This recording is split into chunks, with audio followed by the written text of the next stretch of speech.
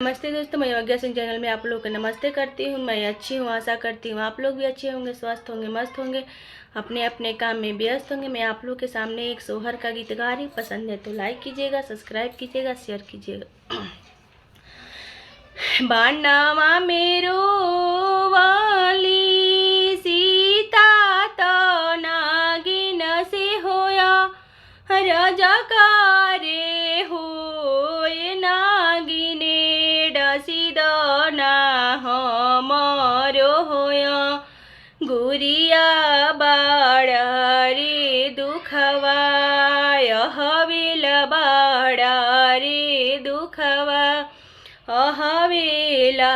हो किया तुहरो या हो सीता नई हर दुखवा, किया तोरो सा सुर दुखवा हो सीता, किया तोहरो पिया पर देशे गैले काई रे दुखवा, रोवालु काई रे दुखवा, रोवालु हो नाही हमरो या हो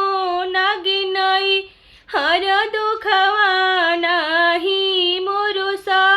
सुर दुखवा हो नागिन, नहीं हमरो पिया पर देशे गैले बालक दुखवा,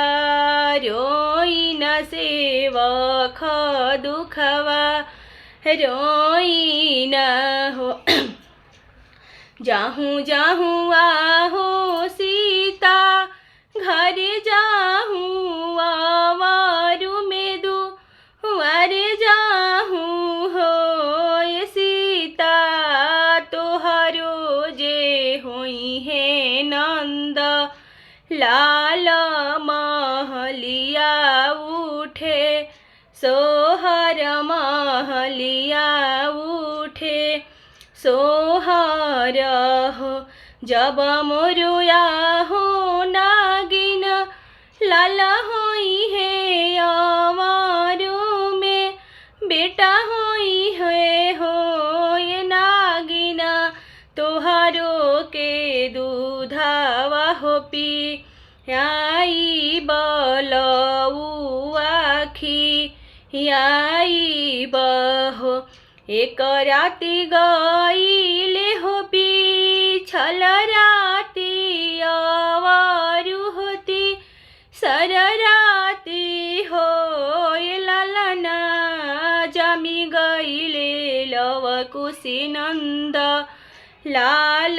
महलिया उठे, सोहर महलिया उठे सोहर